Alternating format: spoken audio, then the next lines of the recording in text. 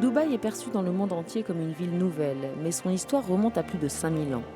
Les archéologues ont mis au jour une série de découvertes passionnantes et mystérieuses dans tout l'Émirat, notamment cet ancien port et le quartier de Jumeirah, connu sous le nom de Ville Blanche.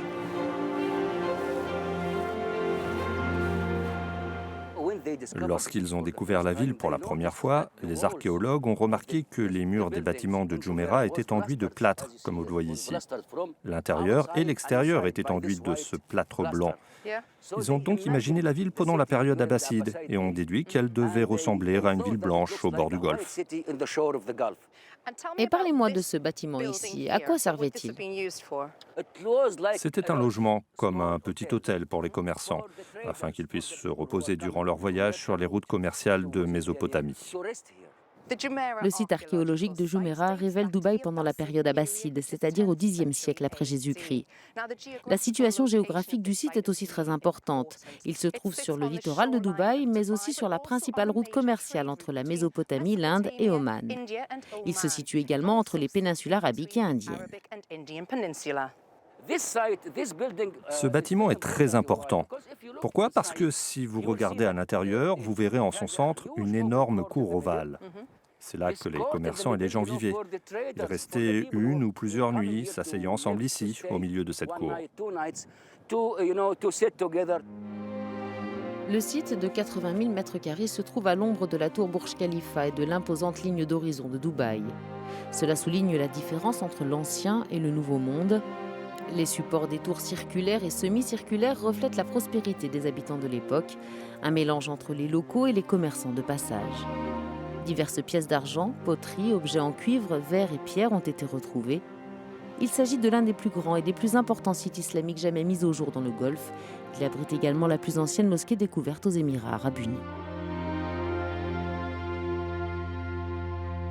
Que nous apprennent ces bâtiments sur la civilisation de la période abbasside? Quel genre de peuple vivait ici? Vous savez quelles sont les caractéristiques principales d'une ville islamique de cette période? Ce qu'elle contient? Un chef d'abord et sa résidence, puis le caravansérail et enfin deux autres éléments importants, la mosquée et le marché. La mosquée pour la prière et le marché pour le troc de biens contre des produits locaux. De l'autre côté de la ville, dans le désert, Sarouk al-Hadid est considéré comme le joyau des découvertes archéologiques de Dubaï. Cet ancien centre métallurgique industriel remonte à l'âge du fer et indique que la ville était une plaque tournante du commerce mondial. Tout le monde pense que Dubaï n'a que 50, 60 ou 100 ans. Mais quand on plonge dans les civilisations et le travail que vous pouvez voir ici, on se rend compte que Dubaï a plus de 7000 ans. Il y a des infrastructures pour inviter au commerce. C'est un élément important. Cela donne aussi une indication sur la mentalité des gens à l'époque. Ils étaient ouverts d'esprit. Tout le monde pouvait faire du commerce. Plus de 18 000 objets en cuivre, en bronze et en fer ont été trouvés sur le site. Ils ont été entreposés au musée de Sarouk al-Hadid dans le quartier de Shindaga, près de la crique de Dubaï. L'un des trésors les plus remarquables est une bague en or. Elle a inspiré le logo de l'Expo 2020.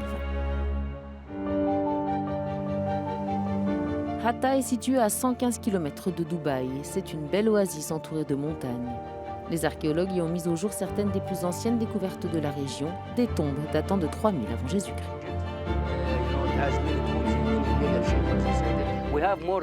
Il y a plus de 80 tombes ici. Certaines d'entre elles sont restaurées, comme vous le voyez derrière nous. Nous les appelons les tombeaux ruches, car elles sont caractérisées par une petite entrée étroite et une sorte de dôme, une chambre funéraire dans laquelle le défunt est enterré en position fœtale.